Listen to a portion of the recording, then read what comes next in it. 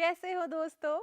उम्मीद करती हूँ कि आपके चेहरों पर मुस्कुराहट बरकरार है ना? क्योंकि हमें बहुत अच्छा लगता है जब हम आपस में ऐसे बातचीत करते हैं, मिलते हैं, जुलते हैं, कुछ नया सीखते हैं और कुछ गतिविधि करते हैं। आज जिस बारे में हम बात करेंगे, वो है आपका पाठ समूह एवं बंटवारा। जी हाँ, आपने बहुत बार समूह में कुछ न कुछ कार्य किया होगा या फिर कुछ चीजों का बंटवारा भी किया होगा, जिस पर कभी-कभी आपकी लड़ाई भी हो जाती होगी। पर कोई बात नहीं, आज हम लड़ाई नहीं करेंगे, आज हम मिलजुल कर इनके बारे में जानेंगे। क्या आपने कभी सड़क पर वाहनों को देखा है? मैंने भी देखा है। क्या कुछ खास समझ में आता है उनके बारे में? क्या आप उन्हें किन्हीं समूह में रख सकते हैं? चलिए आज देखते हैं, मेरे दो मित्र यहाँ पर आए हैं जो ऐसे ही सड़क को देखकर कुछ करना चाहते हैं। लेकिन उससे पहले मैं आपको बता दूं कि सड़क पर चलने के लिए हमारे पास कुछ नियम हैं। क्या आपको पता था? अरे वाह! आपको तो सब कुछ पता है। तो चलिए एक बार जो बहुत ही जरूरी नियम है उनके बारे में बात कर लेते हैं। और वो जरूरी क्यों है, ये भी जान लेते हैं। तो सबसे पहली चीज जिसका हमें ध्यान रखना चाहिए वो है लाल बत्ती। जब लाल बत्ती लाल हो, आप तभी सड़क क्रॉस करना, उसको पार करना, वरना एक्सीडेंट हो सकता है ना? तो इसके बाद हम आगे बढ़ते हैं और देखते हैं कि अगर हम गाड़ी के अंदर बैठे हों तो किन बातों का ध्यान रखना चाहिए। सबसे जरूरी है कि हम अपनी सीट बेल्ट को अच्छे से लगाकर उसको कसकर तब बैठें, ताकि अगर एक्सीडेंट हो जाए तो हम सुरक्षित रहें। इसी तरह से साइकिल पर, मोटरसाइकिल पर जब भी हम सवार हों तो बिना हेलमेट के सवारी नहीं करनी चाहिए। इससे भी हमारी सुरक्षा होती है। और सड़क पर नहीं चलना चाहिए, क्योंकि सड़क तो गाड़ियों के लिए है ना। तो हमारे लिए भला क्या हुआ? हमारे लिए हुआ फुटपाथ। तो बच्चों, हमेशा ही फुटपाथ पर चलें।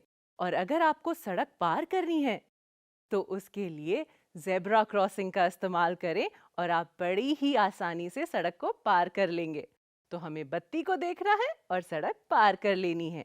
खुद को भी सुरक्षित रखना है और अपने आसपास वालों को भी। ये दोनों तो इस तस्वीर को देखकर कुछ गिनने की कोशिश कर रहे थे। ये पहिए गिन रहे थे। क्या आपने कभी पहिए गिने हैं? अगर नहीं गिने तो जरा एक बार इस तस्वीर को देखिए और गिनने की कोशिश कीजिए, जैसे हमारे मित्र कर रहे थे। चलिए पहले हम बात करते हैं साइकिल के बारे में। हमारे पास यहाँ कुल 4 साइकिलें हैं और प्रत्येक साइकिल के 2 पहिए हैं। तो कुल मिलाकर पहिए हुए 2 जमा 2 जमा 2 जमा 2, यानी के 8। हम 2 को 4 बार जोड़ रहे हैं। क्या आप जानते हैं कि बार को गुणा भी लिखा जाता है? 4 गुणा 2 बराबर 8। अच्छा, चलिए तो अब बात करते हैं ऑटो की। ऑटो की कुल संख्या कितनी थी? बिल्कुल सही, 2। और प्रत्येक ऑटो में कितने पहिए हैं? 3। और हमारे पास कुल पहिए कितने हुए फिर? 3 जमा 3 बराबर 6। तो हम इस बात को किसी भी तरह कह सकते हैं। और अभी हमने जाना था ना, बार को हम गुणा भी कहते हैं। इसीलिए हम कह सकते हैं 2 गुणा 3 बराबर 6। चलिए अब हम कारों के साथ प्रयास करते हैं, लेकिन इस बार मैं आपको कुछ नहीं बताऊंगी। ये आपको खुद ही करना है। तैयार हैं? चलिए तो लिखिए कारों की कुल संख्या कितनी है इस दृश्य में। अब लिखिए कि प्रत्येक कार में पहियों की संख्या क्या है। अब आप लिखिए कुल पहिए। आपको जितनी पहियों की संख्या है, उनको जितनी कारें हैं उतनी बार ही लिखना है। तो अब बताइए कि आप कितनी बार 4 जोड़ रहे हैं। तो मुझे अब बताइए कि क्या हम इसे ऐसे लिख सकते हैं? 7 बार 4 बराबर 28।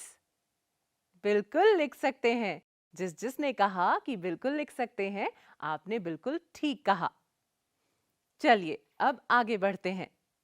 जरा इस तस्वीर में तितलियों की संख्या को गिनिए तो सही। अब इन तितलियों के पंखों को गिनिए। प्रत्येक तितली में पंखों की संख्या क्या है? तितलियों के पंखों की कुल संख्या क्या हुई? हर एक तितली के पंखों को हम अलग-अलग लिखेंगे और उन्हें जोड़ देंगे। चलिए ये बता दीजिए कि 3 बार 2 होता है कितना? बहुत अच्छे। चलिए अब इसको आप भरते रहिए। हम आगे बढ़ते हैं। तो आप ये रिक्त स्थान भरिए, लेकिन साथ ही मुझे बताइए कि आपने तितलियां तो देखी हैं अपने आसपास, लेकिन क्या कभी आपने ऑक्टोपस देखे हैं? उनके लिए तो आपको समुद्र में जाना पड़ेगा। पर चिंता की कोई बात नहीं है। जरा देखिए तो अपनी स्क्रीन पर कि आपको एक तस्वीर नजर आ रही है जिसमें आपको दिख रहे हैं ये बहुत ही प्यारे प्यारे से ऑक्टोपस, है ना? चलिए, तो इनके साथ भी हम थोड़ा समूह बनाने का काम करते हैं। तो ऑक्टोपस की संख्या गिनिए कितनी है तस्वीर में? प्रत्येक ऑक्टोपस में भुजाओं की संख्या जरा गिनिए। थोड़ा सा समय लगेगा। बहुत अच्छे। तो कुल भुजाओं की संख्या क्या हुई भला? जी, बहुत बढ़िया। आपने उनकी भुजाओं की संख्या को कितनी बार जोड़ा? जितने हमारे पास ऑक्टोपस है, यानी कि 2 बार। बहुत अच्छे। तो इसी तरह हम कह सकते हैं 2 बार 8 होते हैं कितने? बताइए। अब तो आपको सब कुछ आता है। बिल्कुल सही। तो चलिए यहाँ पर भी दिए गए रिक्त स्थानों को आप खुद ही भरिए। क्या आपने सैनिक देखे हैं? तो आपके सामने अब सैनिकों की तस्वीरें हैं और ये सैनिक पंक्तियों में खड़े हैं। क्या आप बता सकते हैं कि कुल पंक्तियां कितनी हैं? चलिए इसमें मैं आपकी मदद कर देती हूँ। कुल पंक्तियां हैं 4। गिनिए जरा। और प्रत्येक पंक्ति में सैनिकों की संख्या क्या है? चलिए जल्दी जल्दी गिनिए। अरे वाह, आपने तो बहुत जल्दी गिन लिया।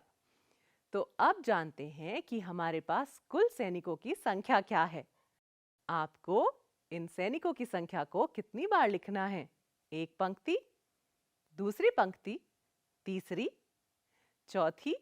तो अब कुल हमारे पास कितने हुए? सबको जमा कर दीजिए। इसी तरह हम कह सकते हैं कि 4 बार 10 होते हैं कितने? 40। बहुत अच्छे। उम्मीद करती हूँ आपको बहुत अच्छा लगा होगा इन्हें सबको समूहों में बांटकर, उनके खास करके ऑक्टोपस के पैर गिनकर, भुजाएं गिनकर या सैनिकों की संख्या गिनकर, और तितलियों के पंख गिनकर तो और भी अच्छा लगा होगा।